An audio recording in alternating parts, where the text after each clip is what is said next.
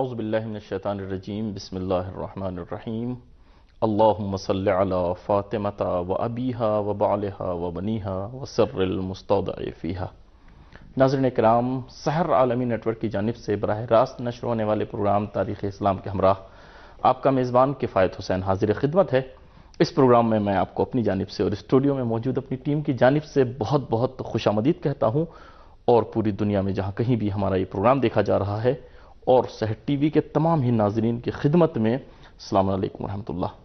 ناظرین، یہ جو ایام چل رہے ہیں یہ جناب فاطمہ زہرا صلوات اللہ علیہا کی شہادت کے ایام ہیں، بڑی غم کے ایام ہیں ناظرین، اور پوری دنیا میں جہان تشیع اور تمام مسلمانان عالم اس بی بی طاہرہ کی عزاداری میں مصروف ہیں اور ان کے پدر بزرگوار کو تعزیت اور تسلیت پیش کر رہے ہیں۔ ناظرین، میں بھی اپنی جانب سے اور اپنی ٹیم کی جانب سے آپ تمام ناظرین کی خدمت میں تعزیت اور تسلیت پیش کرتا ہوں۔ اور ناظرین، انشاءاللہ جو ہماری گفتگو چل رہی تھی پروگرام تاریخ اسلام میں، وہ سن 6 ہجری کے کچھ اہم واقعات کے متعلق تھی۔ انشاءاللہ اسی میں ایک بہت اہم واقعہ رونما ہوا ہے جس کو کہتے ہیں واقعہ بنی مستلق، جو غزوہ اور جنگ بنی مستلق کے نام سے ہے۔ تو ناظرین، اس پر ہم گفتگو کریں گے۔ ہمارے مہمان اس موضوع پر انشاءاللہ جن سے ہم استفادہ کریں گے، سرزمین پاکستان سے تعلق رکھنے والی عظیم شخصیت جناب حبیب الحسن صاحب قبلہ ہیں۔ لیکن ہم آپ کی ان سے ملاقات ضرور کرائیں گے، لیکن حسب معمول پہلے ہم نریشن لیتے ہیں اور نریشن دیکھتے ہیں، اس کے بعد انشاءاللہ ہم اپنے مہمان کی خدمت میں چلتے ہیں، ان سے ملاقات کریں گے اور اپنی گفتگو کا باقاعدہ آغاز کریں گے۔ ناظرین کرام، پروگرام تاریخ اسلام میں ایک بار پھر آپ کا خیر مقدم ہے۔ آپ نے دیکھا کہ مختصر طور پر کہ یہ غزوہ اور یہ جنگ بنی مستلق بہت اہمیت کی حامل ہے۔ انشاءاللہ اسی کی تفصیلات جانیں گے ہم اپنے مہمان سے، تو آپ ہمارا ساتھ دیجئے۔ ہم پہلے اپنے مہمان سے ملاقات کرتے ہیں، جناب حبیب الحسن صاحب قبلہ، جو پاکستان سے تعلق رکھتے ہیں۔ حضور السلام علیکم۔ السلام علیکم۔ وعلیکم السلام ورحمۃ اللہ وبرکاتہ۔ قبلہ، بہت شکر گزار ہیں آپ کے کہ آپ ہمارے پروگرام میں تشریف لائے اور آپ کو خوش آمدید کہتے ہیں۔ ہم بھی آپ کا شکر گزار ہیں کفایت صاحب، کہ آپ نے موقع فراہم کیا کہ آپ کے توسط سے ہم ناظرین سے بھی ہم کلام ہو جائیں اور اس پروگرام میں شریک ہو جائیں آپ کے ساتھ۔ حضور بہت شکریہ آپ کا، اور اس کے ساتھ ہی جو یہ کل کی شب، یعنی جو کل کا دن ہے، آج جو شب آ رہی ہے، یہ بڑی غم کی شب ہے اور دن بڑے یعنی شہادت کا دن ہے جناب سیدہ طاہرہ کا۔ اس مناسبت سے میں تعزیت اور تسلیت پیش کرتا ہوں۔ ہم بھی کفایت صاحب آپ کو اور دنیا بھر میں جہاں کہیں بھی پیغمبر اسلام صلی اللہ علیہ وآلہ وسلم کی ماننے والی امت کی خدمت میں بھی ان کی اکلوتی بیٹی جناب زہرا سلام علیہا کی شہادت پر تسلیت و تعزیت عرض کرتے ہیں۔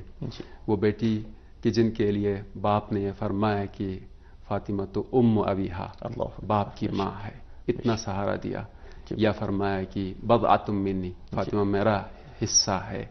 اور بہت بڑے فضائل جناب زہرا سلام علیہا کے بارے میں بیان فرمائے۔ سیدۃ النساء العالمین، عالمین کی خواتین کی سردار ہے۔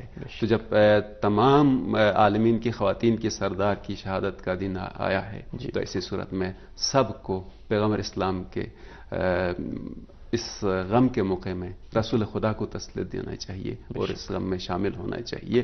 حسنین علیہ السلام کو، مولا متقیان حضرت علی علیہ السلام کو، اور خاندان عصمت و طہارت بیت نبی صلی اللہ علیہ وسلم میں جو غم واقع ہوا ہے، اس میں سب کو شریک ہونا چاہیے، اظہار غم کرنا چاہیے۔ اس لیے ماننے والے کا تو یہ ہوتا ہے کہ پیغمبر کی خوشی میں خوشی مناتے ہیں اور ان کے غم میں غمگین ہوتے ہیں۔ انشاءاللہ خدا کرے کہ ہم ان کے واقعاً جو حقیقی چاہنے والے اور ماننے والے ہیں ان میں ہمارا شمار ہو انشاءاللہ۔ بہت شکریہ حضور۔ تو اب ہم آتے ہیں اپنے موضوع کی طرف۔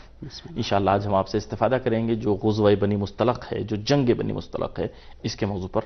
تو میں گزارش کروں گا کہ یہیں سے ہم اپنی گفتگو کا آغاز کرتے ہیں کہ یہ واقعہ کس طرح رونما ہوا۔ اچھا کفایت صاحب، پیغمبر اکرم صلی اللہ علیہ وآلہ وسلم، مختصر سی ایک تمہید میں آپ کی خدمت میں عرض کروں گا تو یہ واقعہ بھی سمجھ میں آ جائے گا کہ کیسے رونما ہوا۔ کہ رسول اکرم صلی اللہ علیہ وسلم 13 سال تک مکے میں چند مسلمانوں کے ساتھ یا مخفی طور پر یا ظاہری طور پر دعوت اسلام دیتے رہے، دعوت توحید دیتے رہے، لیکن مدینہ کے لوگوں نے آ کر بیعت کر لی اور پھر ایک وقت ایسا آتا ہے کہ رسول اکرم وہاں سے مکے سے ہجرت کرتے ہیں، مدینہ پہنچتے ہیں، مدینہ تشریف لاتے ہیں. اب مدینہ میں آنے کے بعد رسول اکرم نے چند کام انجام دیے. ان میں سے ایک مواخات کا ہے جو ظاہر ہے کہ ناظرین نے یہ گفتگو ہو چکی ہے مواخات کا ہے. اور اس کے بعد رسول اکرم نے جو مدینہ کے اندر رہنے والے قبائل تھے یا اطراف میں رہنے والے قبائل تھے ان کے ساتھ بھی معاہدے کیے صلح و امن کے، ہم تمہاری حمایت کریں گے، تم ہماری حمایت کرو. اس طرح کا ایک سلسلہ کر لیا. تو یہ نقطہ اور یہی چیز تھی کہ جو رسول جو مشرکین مکہ تھے جو رسول کو تنہا سمجھتے تھے، جو یہ کہتے تھے کہ ان کے ساتھ ماننے والا تو کوئی نہیں ہے، ان کا ساتھ دینے والا کوئی نہیں ہے. اراذلنا بادی الرائے، قرآن میں یہ بات آئی ہے کہ ان کی تو کوئی بات سننے والا نہیں، بس وہ جو جن کی کوئی رائے نہیں ہوتی، جن کی کوئی سنجیدہ لوگ نہیں ہیں، چند ایسے افراد ان کے ساتھ ہیں. تو اس طرح کا ان کا خیال تھا. وہ رسول جو اکیلا نکلا مدینے میں آتے ہیں اور اس طرح کا ایک سلسلہ قائم کرتے ہیں، گویا پیغمبر اکرم مدینے میں آ کر ایک اسلامی اسٹیٹ کی بنیاد ڈالتے ہیں اور ایک اسلامی معاشرے کی بنیاد ڈالتے ہیں. تو یہ مکہ والوں کے لیے بہت ہی دشوار تھا، قابل برداشت نہیں تھا، بہت گراں تھا، جس کی وجہ سے انہوں نے کہا کہ جنگ مسلط کر دی. اور آپ اس سے گزرے ہیں کہ جنگ بدر ہے، جنگ خندق ہے، جنگ احد ہے. یہ سارے سلسلے اسی کے لیے تھے کہ رسول اکرم کی یہ حکومت اسلامی الہی حکومت قائم نہ ہونے پائے. اس طرح سے 6 ہجری میں وہی سلسلہ جو ہوا کہ یہ قبیلہ جس کے بارے میں ذکر کر رہے ہیں غزوہ بنی مستلق 6 ہجری کا واقعہ ہے، شعبان کے مہینے میں رونما ہوتا ہے. یہ حلیف تھے قریش کے، ان کے ساتھ ان کا تعاون تھا. یعنی یہ جو پورا قبیلہ تھا ان کا تعاون تھا قریش کے ساتھ تھا. جی بالکل. اور قریش کے ساتھ تھا. ان کا سردار جیسا کہ ابھی نیریشن میں بتایا ہے کہ حارث بن ابی زرار کہ اس نے پھر منصوبہ بنایا مدینے پر حملہ کرنے کے لیے، اور ساتھ میں جو قبائل رہتے تھے ان کو بھی اپنے ساتھ ملا لیا. یہ حجاز کے بیابانوں میں رہنے والے لوگ تھے. ان کا پیشہ تجارت، زراعت اور کھیتی باڑی یا گلہ بانی تھا. اس طرح سے اپنا گزر بسر کرتے تھے. تو انہوں نے جو ہے جمع کر لیا لشکر کو اور چاہتے تھے کہ مدینے پر حملہ کریں. یہ خبر رسول اکرم کو پہنچتی ہے.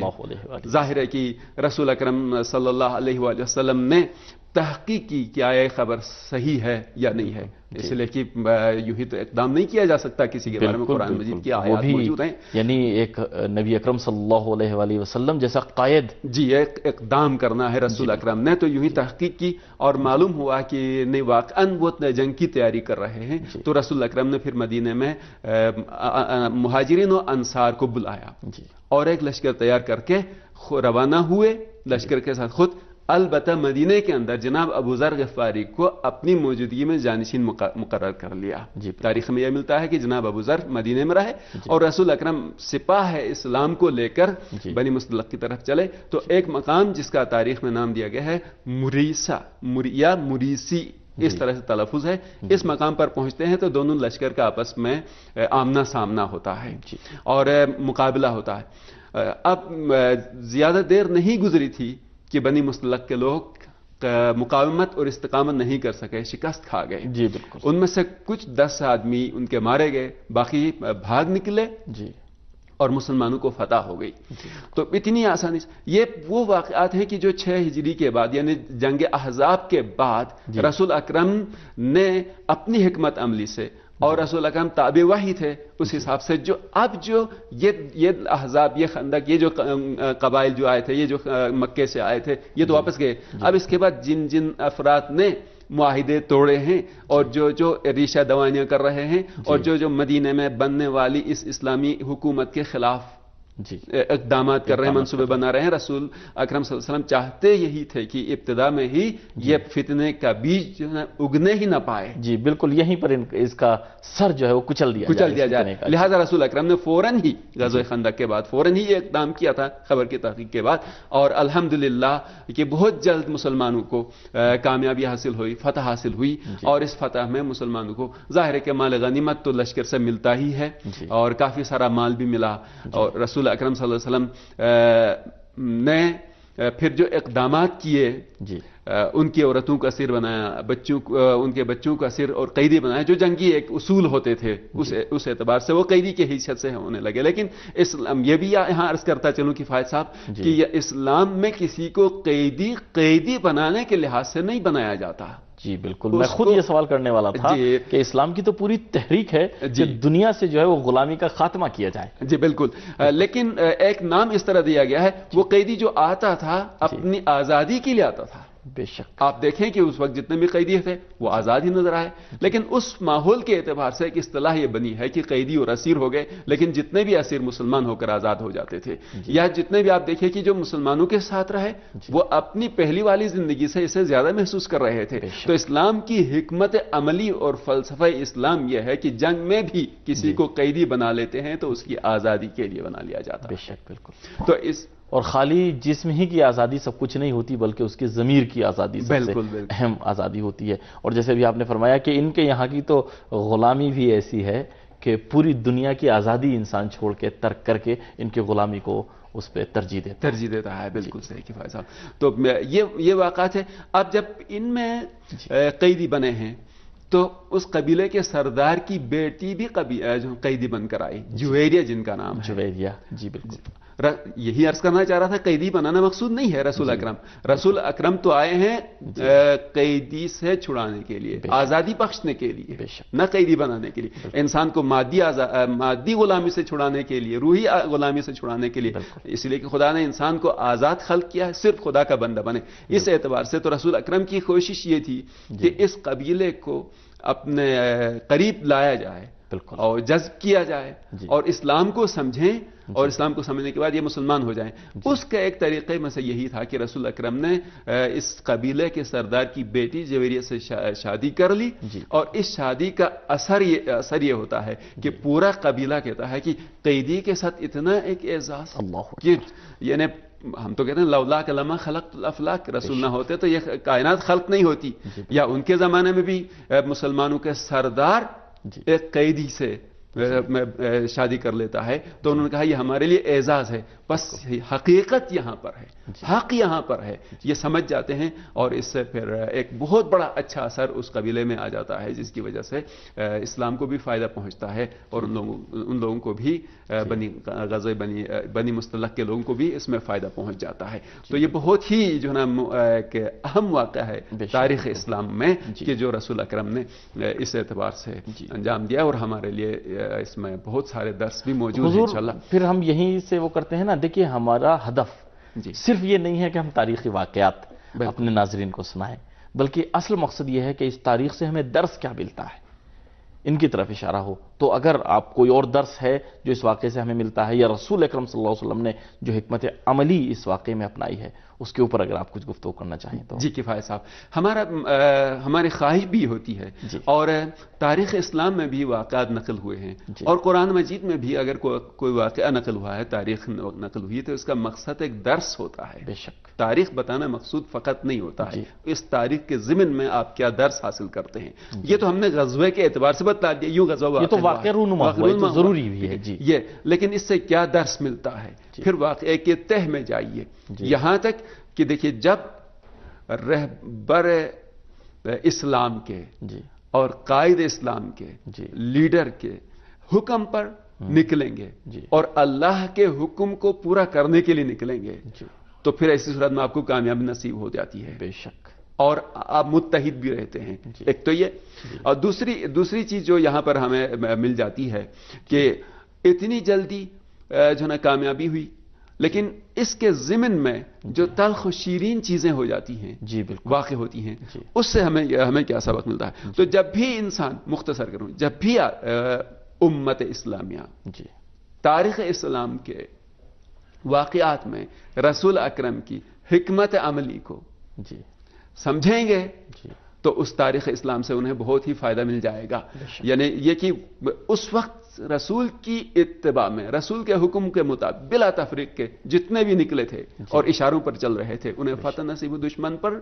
تو آج بھی اگر ایک درس، ایک نقطہ یہ ہے کہ آج بھی اگر ہم جو کچھ اسلام نے کہا ہے، جو کچھ رسول اکرم نے فرمایا ہے، جو کچھ قرآن مجید ارشاد فرماتا ہے امت مسلمہ کے لیے، اس کے مطابق چلیں تو ایسی صورت میں آج بھی جتنی اسلام کے خلاف، جی بے شک، آج پورے اسلام کے خلاف عالم استکبار کی سازشیں ہو رہی ہیں، ٹھیک ہے، تو ان سازشوں کو کہیں بھی ہو رہی ہوں، جی کسی بھی مسلمان ملک کے بارے میں ہو رہی ہوں یا کسی بھی جگہ پر اسلامی خطے پر ہو رہی ہوں سازشیں، ان تمام سازشوں کو ان واقعات کی روشنی میں مل کر متحد ہو کر اسے ناکام بنا سکتے ہیں۔ بالکل، یہ ایک نقطہ ہے، بہت بڑا پیغام ہے واقعا یہ اس واقعے کا۔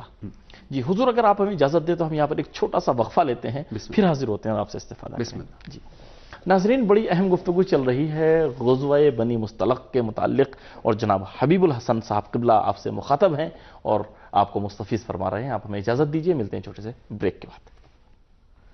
ناظرین اکرام، ایک مرتبہ پھر پروگرام تاریخ اسلام میں آپ کو خوش آمدید کہتے ہیں اور بہت شکر گزار ہیں آپ کے کہ پروگرام میں آپ ہماری ہمراہی فرما رہے ہیں۔ اور اگر آپ کا کوئی سوال ہو یا آپ پروگرام میں شرکت کرنا چاہتے ہیں تو ہمارے ٹیلی فون نمبرز بھی آپ کے ٹیلی ویژن اسکرین پر ڈسپلے ہو رہے ہیں، آپ ہمیں کال کیجئے، آپ کے مشوروں پر عمل بھی کیا جائے گا اور انشاءاللہ ہمارے مہمان آپ کے سوال کا جواب بھی دیں گے۔ تو آپ ہمارا ساتھ دیجئے، ہم اپنی گفتگو آگے بڑھاتے ہیں۔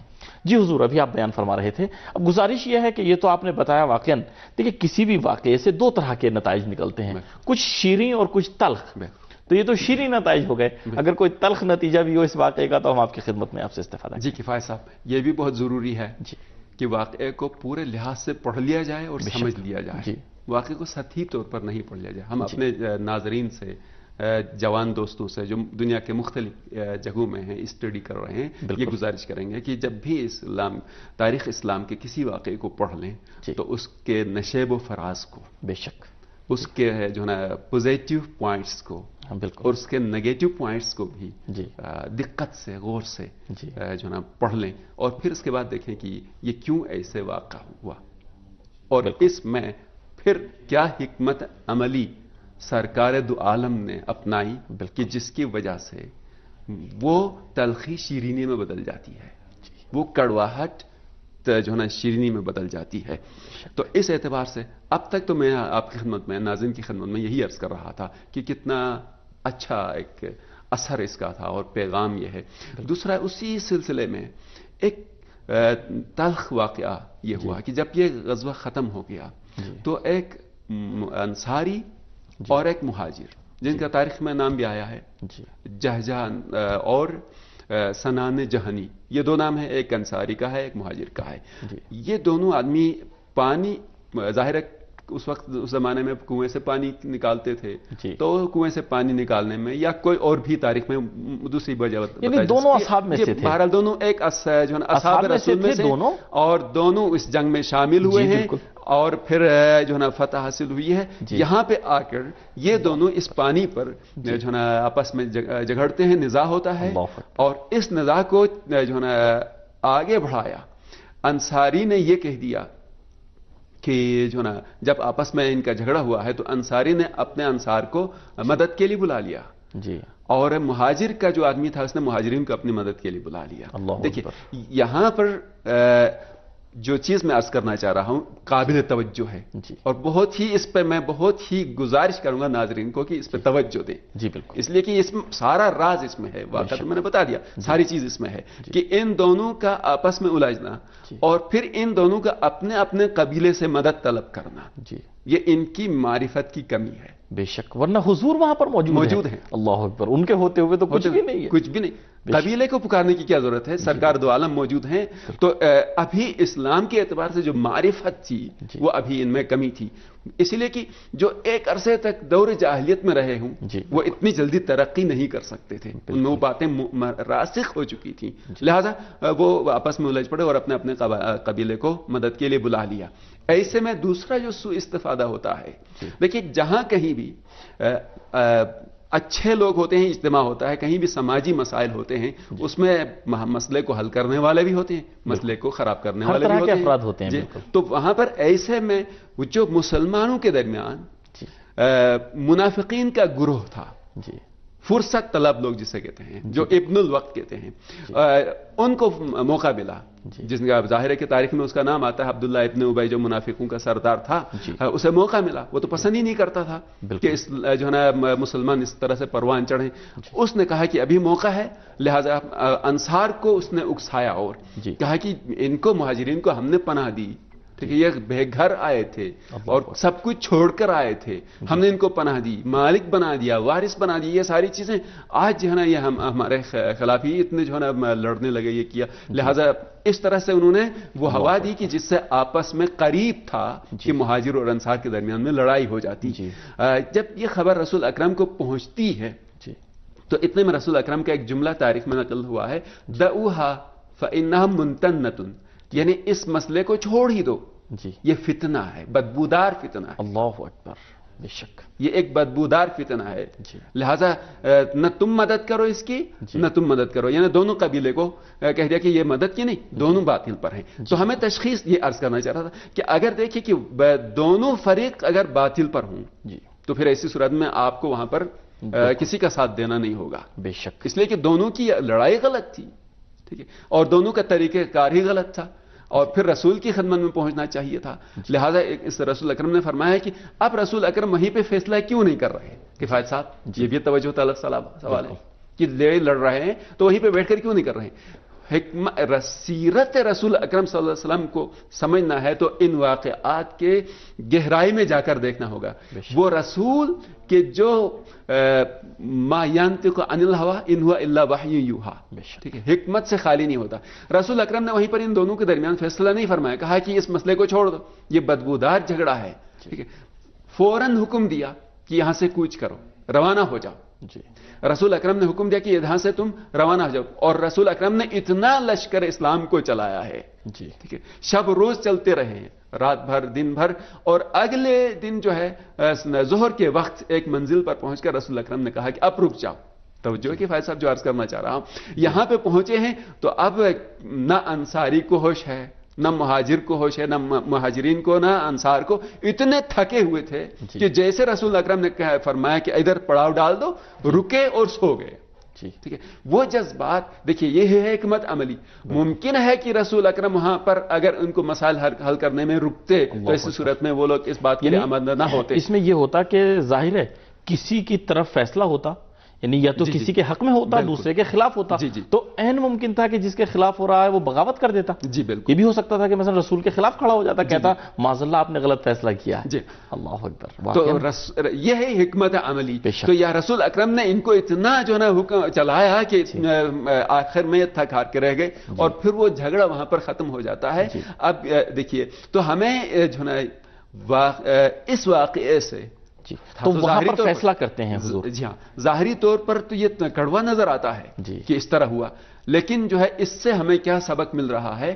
وہ یہ سبق مل رہا ہے کہ جو ہے نا رسول اکرم کی سیرت عملی کو ہمیں سمجھنا چاہیے کہ کس طرح سے رسول اکرم مختلف مراحل میں، مختلف مواقع میں مسائل کو حل کر لیتے ہیں، اور ایسے میں وہاں پہ آ کر جب یہ دیکھتا ہے تو وہ سازشی جو ادھر، یعنی جس کو کہتے ہیں جلتی پر تیل چھڑکنا، جی بالکل، عبداللہ ابن ابی جیسے لوگ وہاں پر دیکھا ابھی فتنہ اٹھا ہے، ابھی موقع ہے، تو رسول اکرم نے کہا کہ یہاں پر اس فتنے کو ختم کرنے کا بجائے حکم ایسا دیا جائے کہ یہ خود ناکام ہو جائیں۔ اب وہاں پر پہنچتے ہیں تو ایسے میں منافق تو ظاہر ہے کہ چہرے بدلتا رہتا ہے، وہاں موقع ملا تو یہ اس چہرے سے آیا، اور جب دیکھا کہ میں ناکام ہو گیا ہوں تو ادھر آ کر رسول اکرم صلی اللہ علیہ وسلم کی خدمت میں آ کر عذر خواہی کرنے لگتا ہے کہ جو ہے نا، چونکہ رسول کو پتہ چل گیا یہاں سے حکم دینے کا مطلب یہ ہے کہ اس فتنے میں ہمارا ہاتھ تھا، تو ادھر آ کر رسول اکرم کے پاس آ کر جو ہے نا اس نے عذر خواہی کی۔ لیکن کون سی عذر خواہی؟ ظاہر ہے کہ تاریخ میں یہ ہے کہ جن کے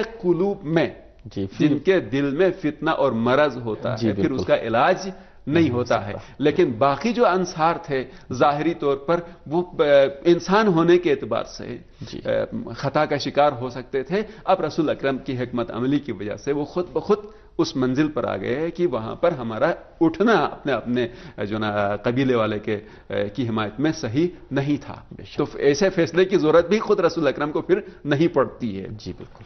تو اس واقعے سے جو ہے ہم ناظرین کی خدمت میں یہ عرض کریں گے کہ یہ سبق ہمیں مل جاتا ہے کہ جو ہے نا جب بھی کوئی مسئلہ ہوتا ہے تو ہمیں سرکار دو عالم کی سیرت کو سامنے رکھنا چاہیے کہ کس طرح سے جو ہے نا آپس میں توجہ آپس میں اختلاف کرنے والے مسلمانوں کے گروہوں کو ملاتے ہیں. جی بالکل یہ ہے یعنی رسول اکرم کی سیرت کو سمجھنے کے اعتبار سے. بالکل. اور آج بھی ایک پیغام میں نے عرض کیا کہ واقعہ پیغام دیتا ہے اسلام کا, تاریخ اسلام کا.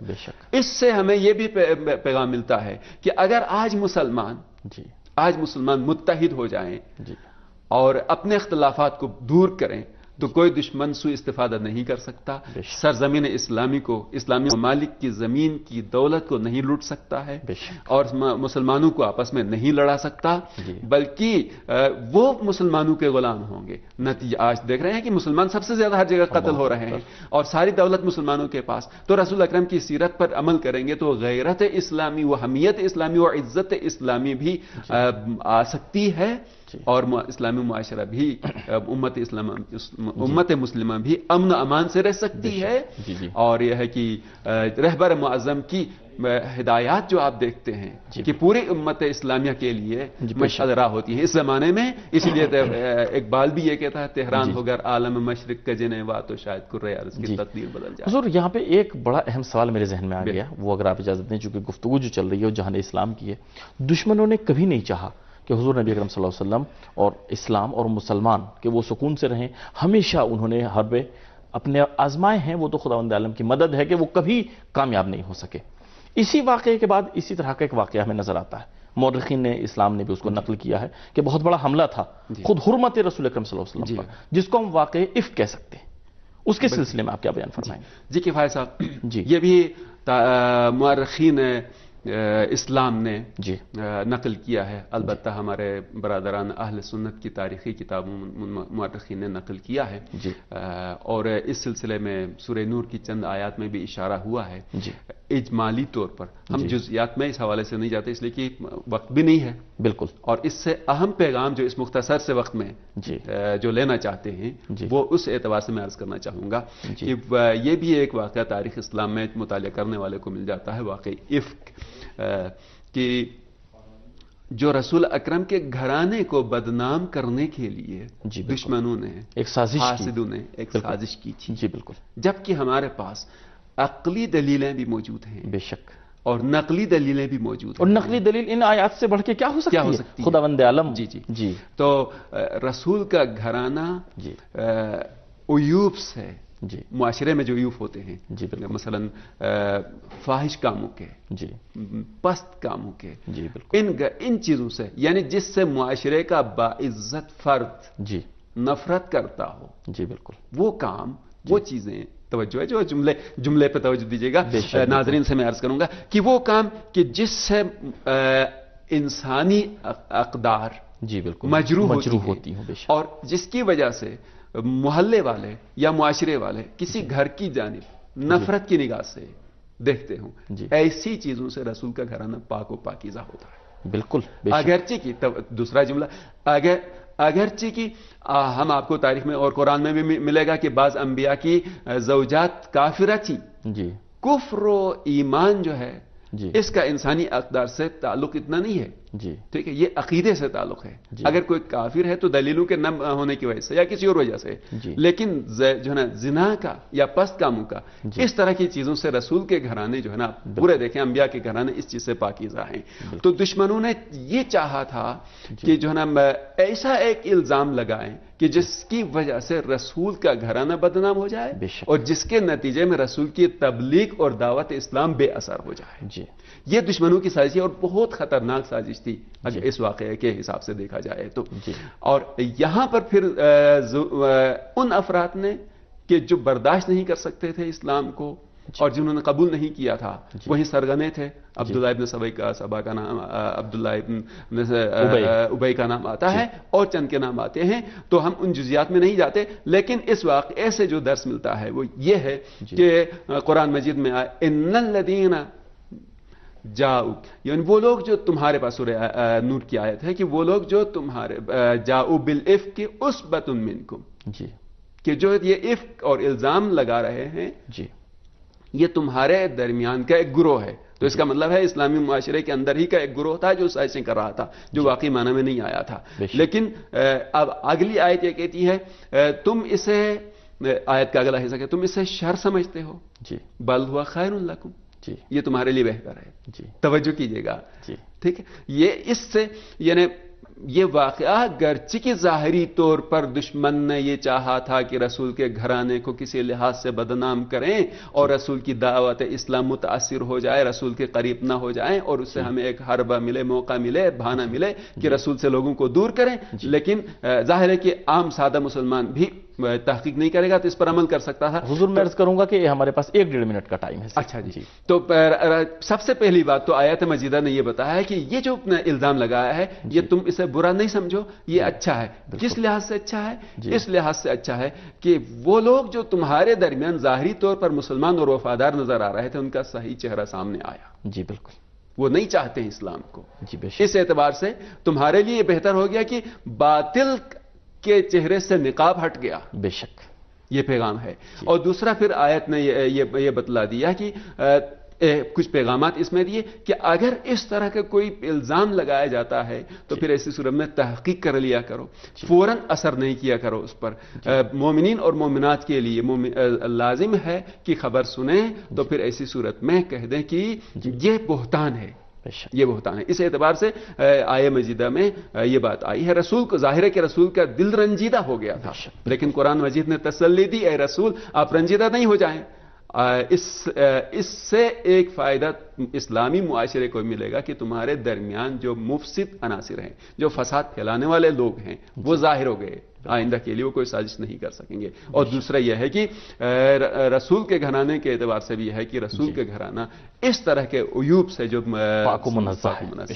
حضور بہت شکر گزار ہیں آپ کے، چونکہ ہمارا وقت اختتام کو پہنچا. بہت شکریہ. ناظرین بڑی اہم گفتگو تھی اور امید ہے کہ آپ نے استفادہ کیا ہوگا اور واقعاً بڑے اہم نتائج جناب حبیب الحسن صاحب قبلہ نے ہمارے حوالے کیے. انشاءاللہ اگلے ہفتے پھر اسی وقت اسی پروگرام میں ملاقات ہوگی. اگلے ہفتے تک کے لیے اجازت دیجیے. خدا حافظ.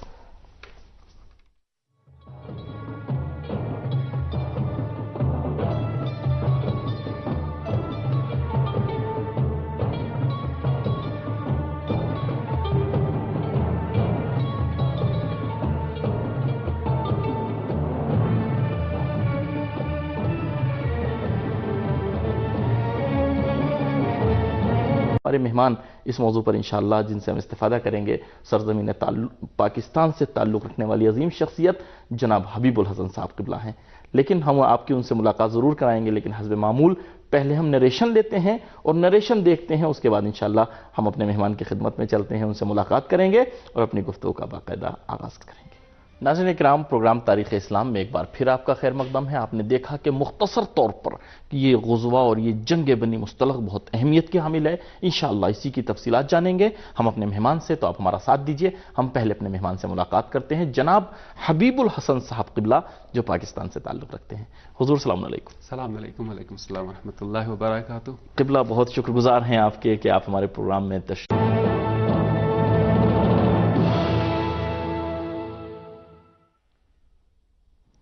اعوذ باللہ من الشیطان الرجیم. بسم اللہ الرحمن الرحیم. اللہم صل علی فاطمۃ و ابیہا و بعلہا و بنیہا و سر المستودع فیہا. ناظرین کرام، سحر عالمی نیٹ ورک کی جانب سے براہ راست نشر ہونے والے پروگرام تاریخ اسلام کے ہمراہ آپ کا میزبان کفایت حسین حاضر خدمت ہے. اس پروگرام میں آپ کو اپنی جانب سے اور اسٹوڈیو میں موجود اپنی ٹیم کی جانب سے بہت بہت خوش آمدید کہتا ہوں، اور پوری دنیا میں جہاں کہیں بھی ہمارا یہ پروگرام دیکھا جا رہا ہے اور سحر ٹی وی کے تمام ہی ناظرین کی خدمت میں السلام علیکم ورحمۃ اللہ. ناظرین، یہ جو ایام چل رہے ہیں یہ جناب فاطمہ زہرا صلوات اللہ علیہا کی شہادت کے ایام ہیں، بڑی غم کے ایام ہیں ناظرین. اور پوری دنیا میں جہاں تشیع اور تمام مسلمانان عالم اس بی بی طاہرہ کی عزاداری میں مصروف ہیں اور ان کے جد، ان کے پدر بزرگوار کو تعزیت اور تسلیت پیش کر رہے ہیں. ناظرین، میں بھی اپنی جانب سے اور اپنی ٹیم کی جانب سے آپ تمام ناظرین کی خدمت میں تعزیت اور تسلیت پیش کرتا ہوں. اور ناظرین، انشاءاللہ جو ہماری گفتگو چل رہی تھی پروگرام تاریخ اسلام میں وہ سن 6 ہجری کے کچھ اہم واقعات کے متعلق تھی۔ انشاءاللہ اسی میں ایک بہت اہم واقعہ رونما ہوا ہے جس کو کہتے ہیں واقعہ بنی مستلق، جو غزوہ اور جنگ بنی مستلق کے نام سے ہے۔ تو ناظرین اس پر ہم گفتگو کریں گے۔ ہم تشریف لائے اور آپ کو خوش آمدید کہتے ہیں۔ ہم بھی آپ کا شکر گزار ہیں کفایت صاحب کہ آپ نے موقع فراہم کیا کہ آپ کے توسط سے ہم ناظرین سے بھی ہم کلام ہو جائیں اور اس پروگرام میں شریک ہو جائیں آپ کے ساتھ۔ حضور بہت شکریہ آپ کا، اور اس کے ساتھ ہی جو یہ کل کی شب، یعنی جو کل کا دن ہے، آج جو شب آ رہی ہے، یہ بڑی غم کی شب ہے اور دن بڑے یعنی شہادت کا دن ہے جناب سیدہ طاہرہ کا۔ اس مناسبت سے میں تعزیت اور تسلیت پیش کرتا ہوں۔ ہم بھی کفایت صاحب آپ کو اور دنیا بھر میں جہاں کہیں بھی پیغمبر اسلام صلی اللہ علیہ وآلہ وسلم کی ماننے والی امت کی خدمت میں بھی ان کی اکلوتی بیٹی جناب زہرا سلام اللہ علیہا کی شہادت پر تسلیت و تعزیت عرض کرتے ہیں۔ وہ بیٹی کہ جن کے لیے باپ نے یہ فرمایا کہ فاطمہ تو ام ابیہا، باپ کی ماں ہے، اتنا سہارا دیا، یا فرمایا کہ بضعۃ منی، فاطمہ میرا حصہ ہے۔ اور بہت بڑے فضائل جناب زہرا سلام اللہ علیہا کے بارے میں بیان فرمائے۔ سیدۃ النساء العالمین، عالمین کی خواتین کی سردار ہے۔ تو جب تمام عالمین کی خواتین کی سردار کی شہادت کا دن آیا ہے تو ایسی صورت میں سب کو پیغمبر اسلام کے اس غم کے موقع میں رسول خدا کو تسلیت دینا چاہیے اور اس غم میں شامل ہونا چاہیے۔ حسنین علیہ السلام کو، مولا متقیان حضرت علی علیہ السلام کو، اور خاندان عصمت و طہارت بیت نبی صلی اللہ علیہ وسلم میں جو غم واقع ہوا ہے